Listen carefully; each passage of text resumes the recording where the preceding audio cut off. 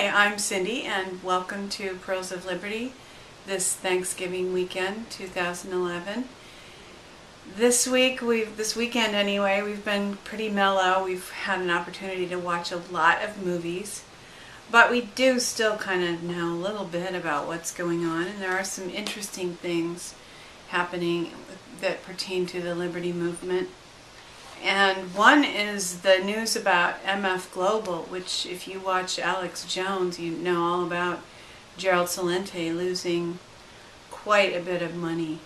And this crisis has blossomed. I believe now they're talking about $3 billion, is it? Yeah, 3 million. And it's really worse than that because it's the whole futures trading system that's at risk now. And I tweeted an article that I saw this morning that referenced in Skousen's World Affairs Brief about a futures manager on the SME, the CME, the Chicago Mercantile Exchange, that indicated that really there is no reason that this rating of futures funds is going to stop. There's this barrier that previously existed between the investors' funds and the operational funds, and that was always a wall that was never crossed, and now that wall has been crossed. And really the scary thing is that there's been no outrage and outcry against that, and because that hasn't happened, we really can look for more of this type of rating to continue, and it's pure criminal activity. So essentially what that means is that people's brokerage accounts are not as sacrosanct as they thought they were. Yeah, it's especially futures accounts, especially options and futures, and there really has. Well, I'll just read a quote here. The entire system has been utterly destroyed by the MF Global collapse. The futures markets are very highly leveraged and thus require an exceptionally firm base upon which to function. That base was the sacrosanct segregation of customer funds from clearing firm capital, with additional emergency financial backing provided by exchanges themselves. Up until a few weeks ago, that base existed and had worked flawlessly. Firms came and went, with some imploding in spectacular fashion. Whenever a firm failure happened, the customer funds were intact, and exchanges would step in to backstep everything and keep customers 100% liquid. But all that changed. The firms have been gobbling up the customers' capital, and there has been no outcry from the regulatory agencies, which means that really it's become a criminal operation. This is in effect stealing. Is it reasonable to? And who were you quoting? Who was that? This funds manager, this future funds manager, is Anne Barnhart, and this was a letter to her clients about why she closed her brokerage at the CME. So she just closed her brokerage. Yeah. Because she doesn't because she knows it's a rigged game now. It's not investing anymore. So if you received a letter like that from your broker, consider how you would respond. And unfortunately, I think there's real potential here to just collapse the market, because you pretty much have to close your positions to get out. Well, people weren't able to liquidate their accounts. That's what this is saying. So even if you're trying to get your money out of the futures accounts, you weren't able to. Now maybe they are relaxing those rules now and they want to try to prop up the system. Wow. But this is a serious red flag that your money is not safe. Your money is not your money, basically. It's already been stolen. It's already, unless it's in your mattress or buried in your yard. Yeah. And even then, inflation, people will be losing a lot of. Yeah. Would you want to comment on the European bond markets and what's happening there and how that fits in with the elite's plan to? Right. There was an interesting event this week that the German bonds failed to sell. There was no buyer. There were no buyers, and that is a scary thing. It means basically that the system in Europe is beginning to implode. And a strange comment was made about, well, that means that England is going to be joining us soon. As you probably know, the England pound sterling is not a part of the EU because the Europeans, the British, don't want to be in it. But a lot of countries have gotten roped into being a part of the EU, even though the people didn't want it to be, and England's going to be no exception.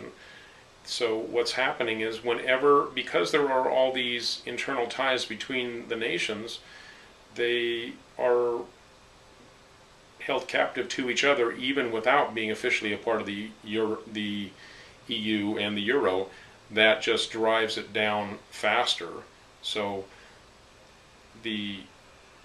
it's looking like that England will have no choice but to join soon, and that's going to accelerate the collapse. Now, why is that not a bad thing? Why would this collapse of the euro not be great? Because then that would prove that the bankers know what they're doing, then everybody would go back to individual sovereignty. Well, I wish it were that simple. Unfortunately, what happens is this is managed collapse, and they pose as the saviors for the collapse that they created. So what will happen is another enslavement system comes in after the collapse of the first, and that's a perpetual game until the entire world is ensnared, unless people wake up, and that's starting to happen. So please talk about liberty to your friends, learn the principles, visit some of the websites that we name in our related links on YouTube, and we will have the link to the article that Don quoted as well. Something else that's happening in the news this week is the tension that continues to increase in the Middle East, and it doesn't seem as if the focus right now is on Iran as much as Syria. There's been a no-fly zone that's been proposed for Syria, and this is the first step in a planned invasion.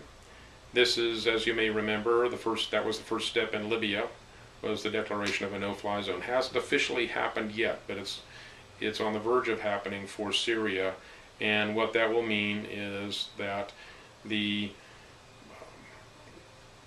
government that's there now, that isn't perfect, but is better than a Al-Qaeda controlled or globalist controlled government, they are beginning to be called out as the bad guys so that there can be an excuse for an invasion on humanitarian rights principles. So that all is being set up now, and Russia is making a statement that they're not going to allow this to happen. They're going to stand by Syria, they're going to stand by Iran, and we can take that with a bit of a grain of salt, because that's what they said with Iraq as well.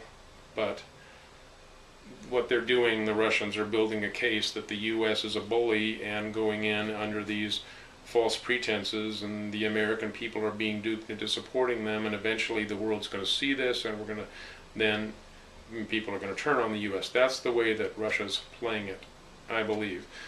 And we'll see what happens. It could get nasty real quick. It could get nasty with Iran if that happens down the line, which we pray it doesn't, but it's looking like it probably will. at some time within the next year. We shall see. So, not good developments, and just dangerous times for being entrapped in needless wars. Congressman Ron Paul made a great stand for peace in the recent presidential debates. Basically the only GOP candidate who is saying no to foreign wars and further wars, so that was encouraging. And more Americans are saying, you know, this really is not making sense, it's really not helping us, it's digging us a deeper economic hole. So I think people are starting to see through it, but it's still surprising how much support that the mainstream Republicans get among the Tea Party people. It's always a bit disconcerting to me to see. Well, it's not really a hard case for Russia to make that America is the bully of the world, unfortunately, because we have behaved as the bully of the world. And it's great when somebody like Ron Paul can recognize that and voice that and hopefully gain some support. But as Don mentioned, we've interacted a little bit with some Tea Party people, and there's this the predominant feeling among them seems to be that there really is a threat from Islamic nations, and we need to keep fighting and fighting and fighting. And one thing that we've talked about in this video in the past is how the United States has been drawn into this gradually, this mindset that we need to go and turn the dials in everybody else's country to make sure they live their lives and establish their government the way they should. When it's so ironic because we're living in a police state. Mm-hmm. So it makes no sense. What we're exporting is purported to be liberty, but the reality is it's just more tyranny, and we're enthusiastic about taking our tyranny into other places. Americans don't realize, when you say that we're living in a police state, most Americans don't realize that, so that statement kind of comes as a shock and not believable to many. But really, we're not getting truth in our media. That's why we're doing this. That's why the alternative media is growing by leaps and bounds. More and more people are seeing through the lies that are being fed to the American people. People who have to travel, go through airports, are realizing that this isn't the way that a free country is supposed to live. I just had somebody that's a high-level manager at work that travels a great distance to where I to where I work, because it's part of a large company, and she travels from Southern California to Northern California or Central California, depending on how you define it, every week. And it would sure make sense to fly time-wise, but she can't stand the TSA and the pat-downs, and it just is. She'd never come across to me as a kind of person that's been particularly concerned about politics or liberty, but the TSA experience is an important thing. So much so that she will drive for hours and hours rather than have to go through airports on a regular basis. So I think there are probably more and more Americans that are learning that lesson, at least I hope so, and realizing that this is not the way a free country should be behaving. Well, just the very nature of liberty, it seems like it's a concept to most Americans that is, they think they know what it is, but in reality our educational system, what we see on television, even in not just the news, but even in programs, is all engineered to reinforce the belief that we are free, when in fact we are becoming more and more and more enslaved.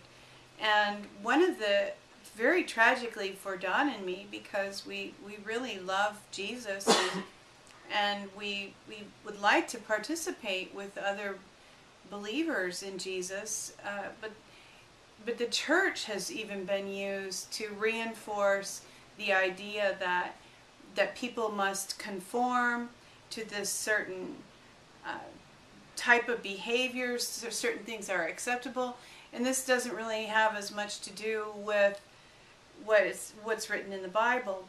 It has to do with this kind of new world order religion that they're putting out about green is good, recycling, sustainability, obey the civil authorities, so on and so forth.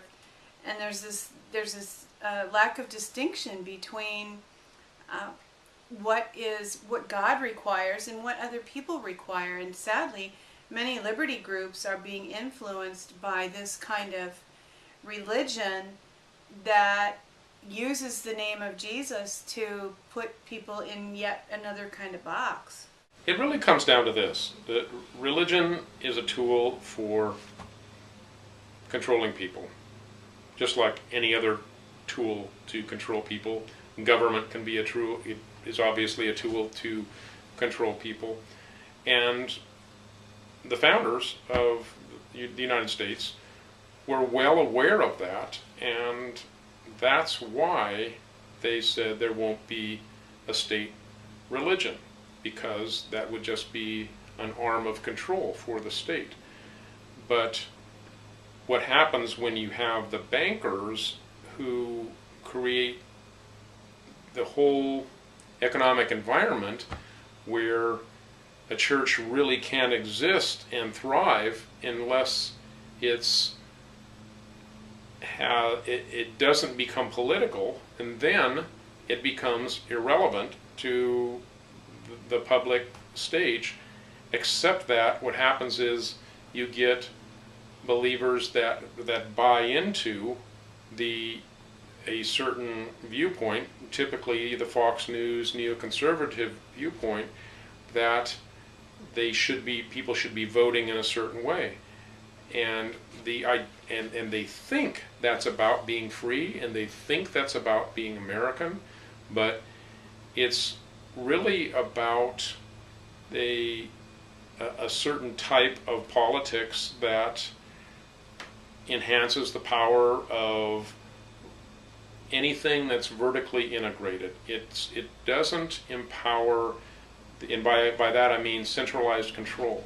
So the globalists are masters at their type of education, which is really brainwashing.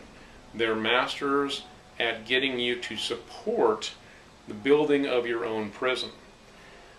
So when an American today typically thinks of liberty, they think about America's strong military and our involvement overseas, not even realizing that that a strong military is really only advancing the case of liberty when we are having to defend ourselves from a foreign foe, not realizing that throughout history there have been counterfeits of the foreign foe so that the people would accept a loss in their liberty. And that is exactly what's happening. We could go through case after case of false flag attacks, etc., that show that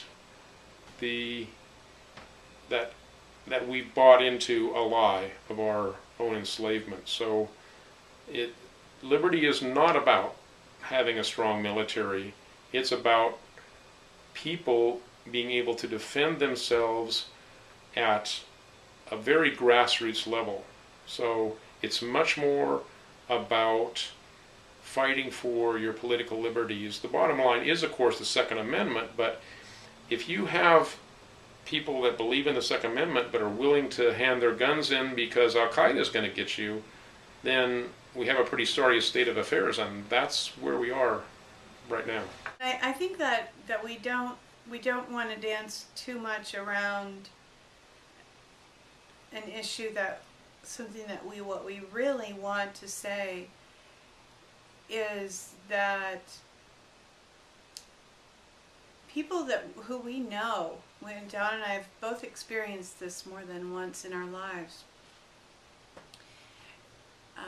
use the Christian faith to try to build a secure place for themselves.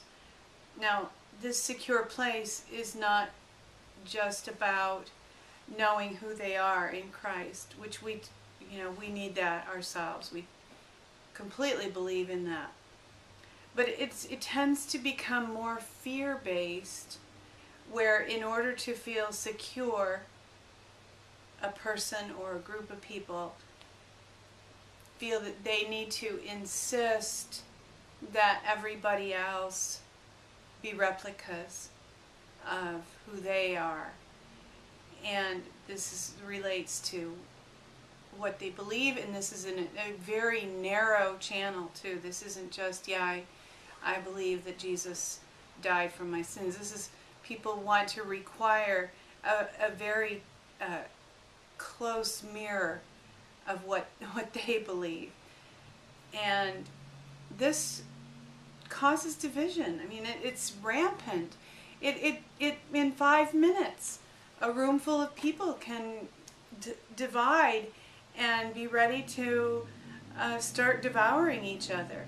And liberty groups are not going to make any progress as long as this is going on. And would you want to talk a little bit about Ron Paul and what we heard him say that time we heard him speak in San Francisco? Right. Liberty is more important than religious freedom because, and that may sound like a radical statement, but it's not if you really think about it, that without liberty you can't have religious freedom. So if your idea of liberty is that everybody needs to have the same values and that you're going to pass laws that mean that you can't do this and you can't do that because you find a support for that position in the Bible, and I would gladly agree with you about your idea of morality, but what you've done is just destroy the very freedom that God has given us.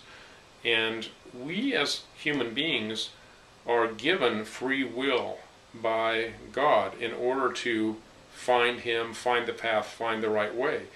Whenever you set up a society where government short-circuits that and takes away the free will of the individual, you haven't enhanced liberty.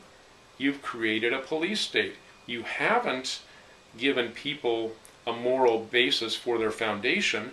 You've short-circuited it because it's an individual relationship that we have with our Creator, each one of us, and the purpose of government is really not to say what's right and what's wrong from an absolutist standpoint. It's to guarantee liberty.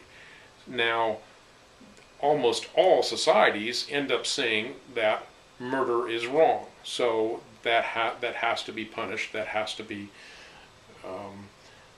there has to be consequences for it, and other things along that line. But as soon as you start getting into minutia, you've got real problems in your society in terms of trying to have a society where there's real liberty.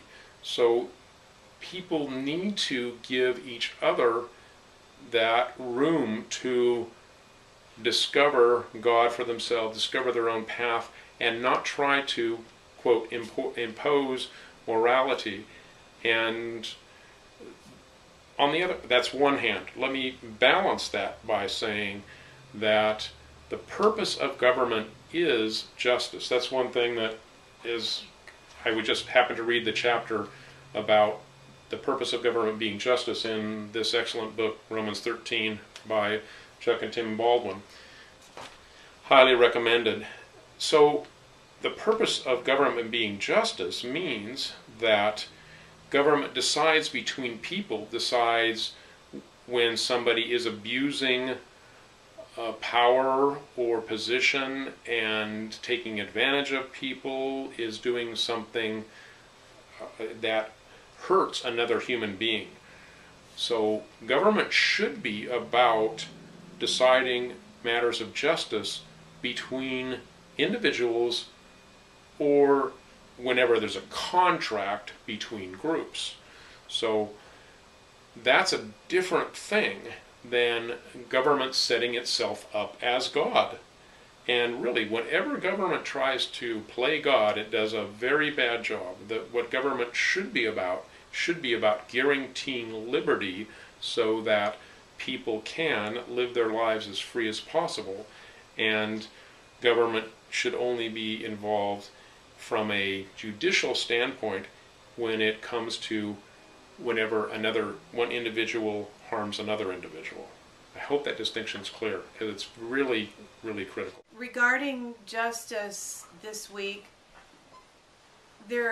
something interesting happened. A lawsuit was filed against the U.S. corporation, which anybody who, if you've been following our videos, you know that the United States government is not a functioning republic at this time.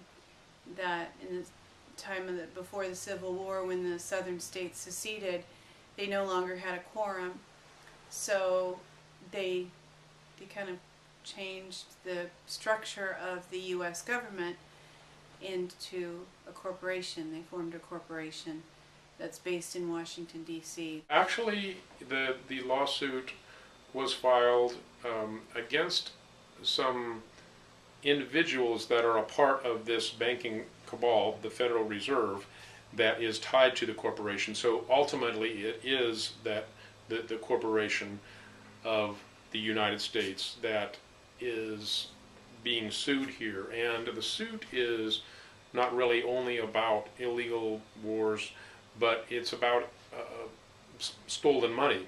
And we were just talking about that earlier. But this is on an international scale over a long period of time. And specifically, the injured parties were some Japanese individuals. And this article that talked about this lawsuit just being filed the day after Thanksgiving was made, information about this was made available by Benjamin Fulford, who is an American living in Japan and has become the spokesman for a group of powerful Japanese individuals who want to see the New World Order, so-called, be brought down, because there is a lot of money that was supposed to go into developing the Third World after World War II that never happened. And there's a lot of specifics to the lawsuit that are spelled out in kind of a rambling fashion in Fulford's article, so it's kind of hard to pinpoint them exactly. But this does appear to be real. The issue, to us anyway, we've kind of gone backward and forward on Benjamin Fulford as a source, and it's hard to pin down, but it does seem to tie in with the people that we know that have long-term connections in the Patriot movement. It does seem to make sense, so it's hopeful. You can't pin all your hopes on it. It's a very encouraging sign that we think that there could be a turning around the corner. It's always darkest just before the dawn, and when we see major financial shenanigans being pulled on a global scale, as we were just discussing, it is not unlikely that there would be a reaction or a reversal in the wings, and it's been a long time in coming, so we really do hope that the turning point is almost here. Absolutely, we do. And I think that this makes it not less crucial, but more crucial that people within the United States become more aware, more awake, realize what's happening. If you have funds in an account that might be threatened, or you know people who do, that is something that money touches us all. It's hard to ignore when something begins to affect your pocketbook. And all our pocketbooks have been affected by the real estate collapse, by the lack of jobs that we're experiencing, and that's predicted to only become worse.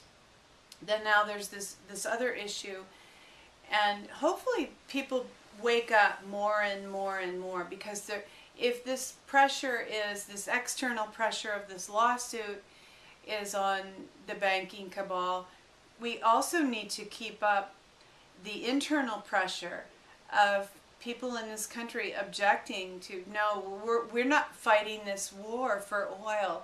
No, we're not paying these taxes to go to this purpose. No, we're not supporting this movement anymore, this initiative. We withdraw our consent. We don't approve of this, and we're not going to behave as if we did.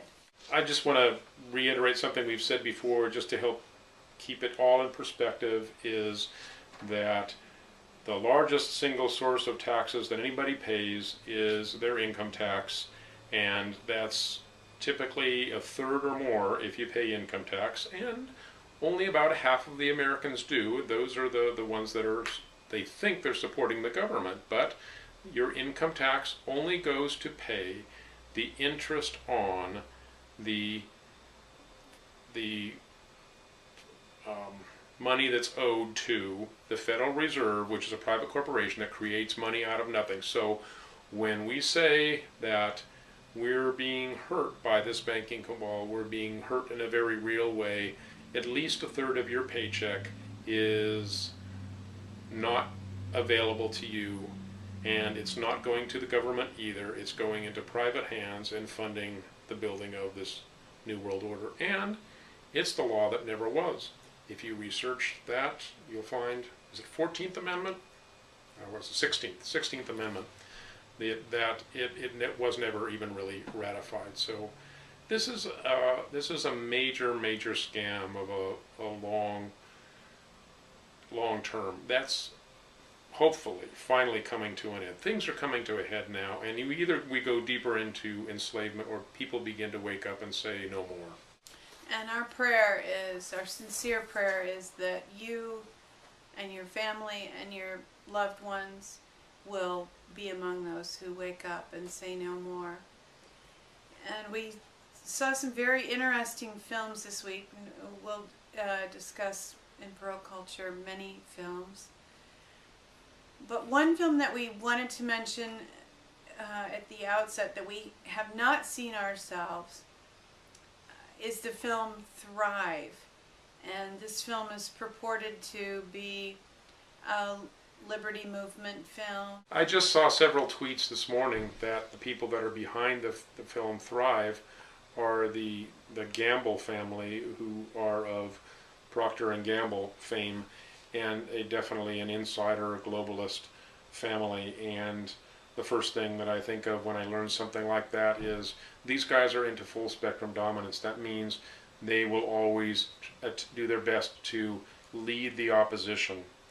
And as Vladimir Lenin said, who was a tool of the globalists, that the best way to control the opposition is to lead the opposition. So this is not the grassroots film that many people had believed it was, and it does contain a lot of truth and a lot of very hopeful things, but everybody, including the global banksters, knows that the old paradigm is coming to an end. We're in a time of shift. They're trying to control that shift.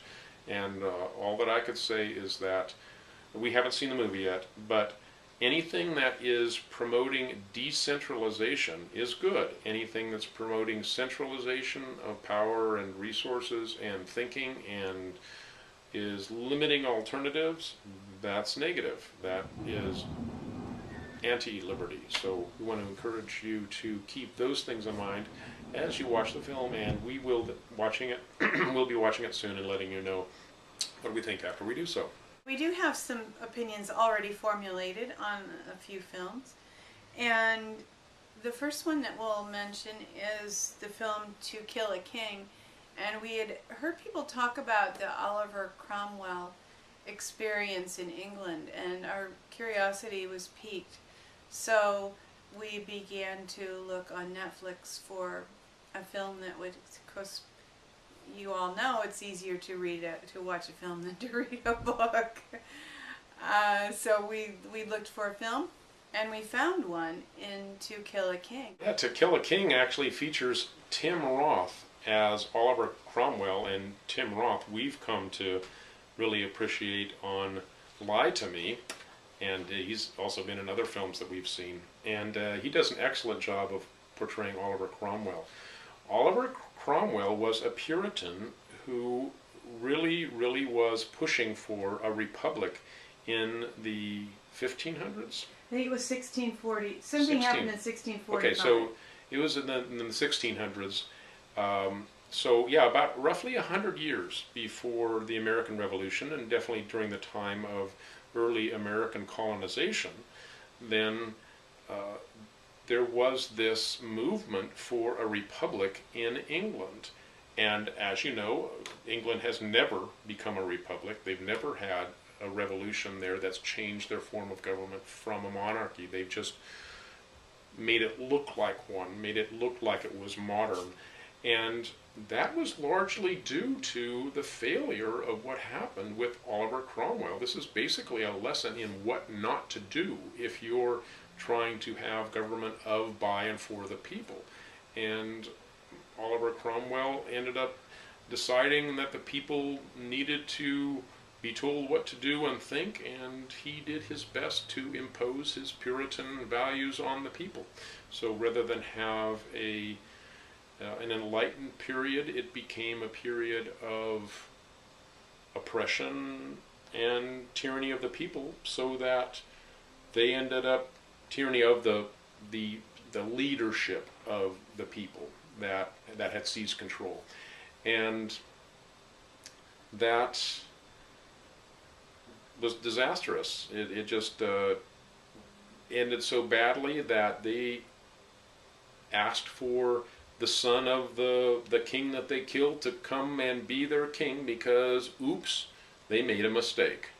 And this is a sad lesson in history, what happens when you get dictatorial people that presume to act for the people. So it's really amazing what happened in the American Revolution, that we had such a broad base of people coming from a wide variety of backgrounds, some Christian, some not, but all educated in principles of liberty, and wanting to build a republic and working together to do that. And that's not what happened with Oliver Cromwell. He was the sole advocate. There was a noblemen that were siding with him, but they were kind of straddling the fence and fighting battles here, but maneuvering behind the scenes over there. It was not a situation like you had in America, where you had people that were well educated and then laid their lives on the line and didn't try to make any contingencies for what if they failed. There was no plan B. And that's really what has to come down to when you're going to fight for liberty. And the film really was a great object lesson regarding what we were discussing earlier about wanting to impose your view of the world, on insisting that everybody walk in lockstep. And we had heard a little earlier, I think Don read, that Oliver Cromwell had insisted for a period of time on the abolition of observing the Christmas holiday, because Christmas is related to Saturnalia, which was a pagan holiday. And there is an argument that there are reasons why a Christian might not want to celebrate Christmas, but it did not work out well, because Christmas, regardless of whether the date is actually Jesus' birthday or not, at Christmas, virtually everyone's heart turns toward thoughts about God, Jesus. We examine our relationship with the divine and consider our place in the world and whether we're extending kindness. and to have. You have one of those pagan trees off with your head. Well, but that is the kind of attitude that brings the kind of division that defeats a liberty movement, and that's precisely what happened with Oliver Cromwell. He insisted that everybody agree with him, and anybody who didn't agree with him was rebellious to God. That is precisely, that sounds like an exaggeration, a joke, but there are many people who believe that, and we need to examine our hearts, make sure that we're not insisting that other people do exactly what we do. Because I know for myself, speaking personally, my opinions and views have changed so much through the course of my life. And when I was young, I was so convinced I was right. And for me to impose my beliefs on somebody is dicey, because they may change again. Okay. Yeah, you've just made me remember the lyrics of one of my favorite songs, though. But I was so much older then. I'm younger than that now. Now, hopefully, as we age, we become more innocent in some respects, less insistent that people agree with us. Because if you look back over your life and consider the amount of times you've been wrong, if you're honest with yourself, I think that's a foundation for building on the future of allowing other people to formulate their own opinions. But we want to tell you what we think about these movies. But we don't insist that you agree with us. We watched a film, Masquerade, for the most part just entertaining. Meg Tilly and Rob Lowe, and it was just a fun movie, I thought. A good thriller. Yep. It has some twists and turns that'll keep you interested, and it wasn't easy for me to see where people's hearts were at in terms of what they were actually doing and where and when they changed their minds about things, but that's part of what kept the suspense, and Meg Tilly does a great job of playing somebody that is not quite aware of what's really going on, so you have the victim that is potentially going to lose her life, and that always makes for a great thriller, so it's enjoyable. And we watched The Accidental Husband. It was okay. It was mildly entertaining. I think we gave it 3 stars. It's a romantic comedy. It's not going to make any new standards for romantic comedy quality or anything like that, but if you have an hour and a half to kill, it's reasonably fun to watch. I mean, just from a philosophical standpoint, you had the setup is you have somebody that's figured out love and is a popular radio talk show host trying to sell the world on how she's figured love out, and people are buying into it, and then she has to do she has to follow her own heart in the end, and the change that goes through her about that. So it's interesting. So once again, somebody who changes their opinions as they grow older and wiser. And we watched The Devil and Daniel Webster this week because we had heard that it was a great illustration of common law and how to move in common law. And did you find it to be so? Yeah, there's really, if you look at it from that standpoint, all of the film is the setup for Daniel Webster defending this man who had sold his soul to the devil, and Daniel Webster's defense was the legal and the legal basis that he does it was interesting and good and powerful. So yeah, it was good from that standpoint. And he makes the strong case for his sovereignty as an American. And I thought, of course, this is a classic film. This is an old film. And the fact that you don't have language in films that's like that nowadays, it's quite telling.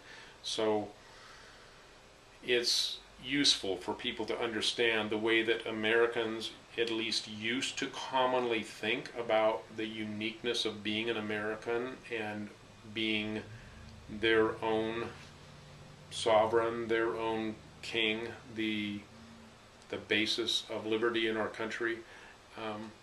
Yeah, it's good to be back in touch with those values and to hear a strong defense for individual liberty by somebody who was a well-known great orator of the time.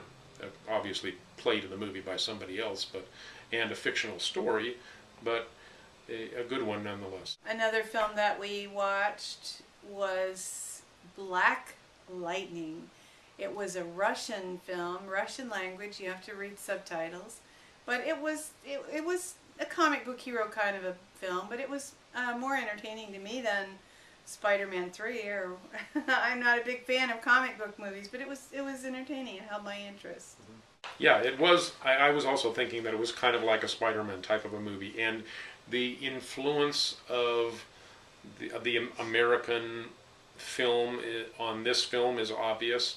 That they did something like that with this car that could fly, which is kind of like early Hollywood stuff, Disney movies, cars that could fly. I can't remember the exact name. Chitty of Bang that, Bang. Yeah, so it was like that, but it had some pseudoscientific basis for it. But the interesting thing to me was that this movie came out of Russia, and it everything about the movie is upholding solid values of truth and justice, and I don't know if I'd go so far as to say liberty, but they're about wholesomeness. And it's really a movie about wholesomeness. It's about doing the right thing, and it always helps if you have a magical car to help you do it. But I thought that was really interesting, coming out of Russia, where they showed the gangsters, they showed the underworld that is really powerful there, but they showed how the innocence and dedication and honorable values can win in spite of that. So it's a very uplifting movie, and I wouldn't rate it real highly, but from that cultural perspective, I thought it was really interesting. And yesterday we watched an older film that probably a lot of people have seen, and we just both had kind of missed it for one reason or another.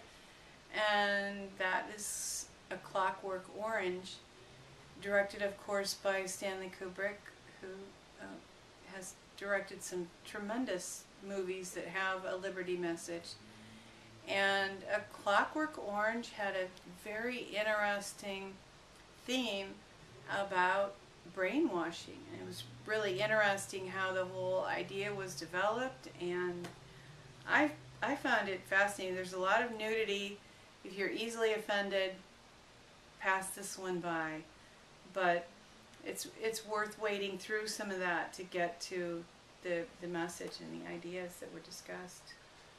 Yeah, I did not fully appreciate the depth of this movie until I watched it. I thought I'd seen it, but I'd only seen a clip or two, so I didn't get the big picture until I actually saw it. But it's about a young hoodlum who's really, it talks about his thought process and how he came to recognize how he could have power over people by dominating them in certain ways. And you really see the development of a psychopath, a sociopath, maybe becoming more like a psychopath, becoming more premeditated and cold in what he's doing, and then getting caught and then wanting to get out of prison, not fully understanding what's going to happen to him if they do this experiment on him. And the experiment is successful, but it leaves him in a tortured state, and then he has people that are willing to befriend him and take his case against the government who's done this horrible thing to them. And then these people find out that they were actually some of the victims of him on the crime that had put him in prison, so they rebel against that idea. And then I won't give away the ending, but it's quite chilling because, I mean, obviously if you've seen it, you've seen the ending, you know the ending, but I think if you're not fully aware of the extent to which we have psychopaths in government, the ending might not be as chilling. But when you realize that the psychopaths in government want him on their side and to cover up the fact that this process of his healing has gotten reversed. Wow, it's very, very powerful, because you see that Kubrick saw years and years ago the whole setup of government as police state that we've entered into now, and you see the basis for it. Obviously, there isn't such a process, such a procedure yet. There could be in the future, where people are made to be obedient citizens, but we do know that there are these psychopaths that are very safe in their positions of government. That is, if that lawsuit doesn't become successful. So that we talked about earlier. Anyway, I did enjoy watching it and seeing the depth of insight into government and psychopathy in A Clockwork Orange. And Stanley Kubrick really, we were both amazed, as Don said, the depth of his understanding. And really, The Shining is a film in many respects about the corruption of the elite, the depth of corruption of the elite. The hotel itself is a kind of entity, but the people who have been there have left their mark in the spirit realm, and the evil comes from that in many respects. And then of course, Eyes Wide Shut, he knew, as Don said, he had a tremendous depth of understanding of the elite, and there is something to be learned through watching his films, and really the camera work is just, it's mind-boggling. And Clockwork Orange is a film produced in the 70s, but it's just remarkable to see the world through his eyes. I mean, it's tremendous. He was very gifted. We saw a film called The Visioneers that was a comedy. It was a comedy that was actually funny, that made us laugh, and had a great message, and carried it off and expressed the whole thing very well. Yeah, I did, and it was a first film for the writers and directors, and as one reviewer said, not everything works, but overall, I would say it definitely did work. And the premise is that you're living, it's just kind of a future dystopic movie where there's this one major corporation that everyone works for if you're successful, and it's all about giving up your individuality to be a part of this successful corporation and to meet your goals. And there's these superficial books about how to be happy, because people don't really know how to be happy anymore, because they've lost touch with their true self. And there's scenarios that are worked out in the movie.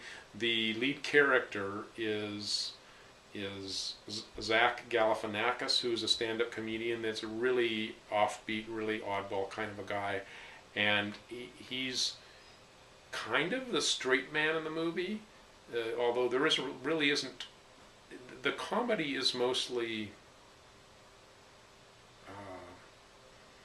curveballs anyway.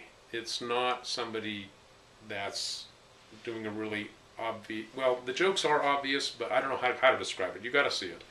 It's an interesting portrayal of the corporate America run amok even farther than it already is. Oh, the key thing about the movie is people exploding.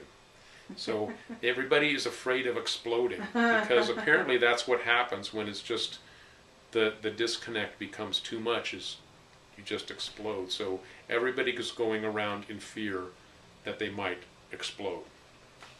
And I won't say any more than that. Yeah, I don't think a woman exploded. I think it was mostly men who exploded. But the women had their own problems. Another film that we recently saw is The Advocate. And this is Colin Firth starred in it. And when we read the blurb, we weren't aware that it was a period film, but it was, and it took place in France in the, I don't know, 1500s maybe.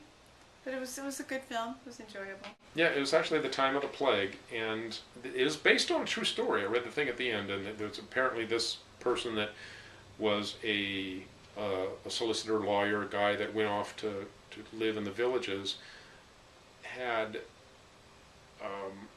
that these experiences of defending animals that were accused of certain things, and the law applied to animals as well as people. I guess that's a true historical fact and one of the premises of the movie.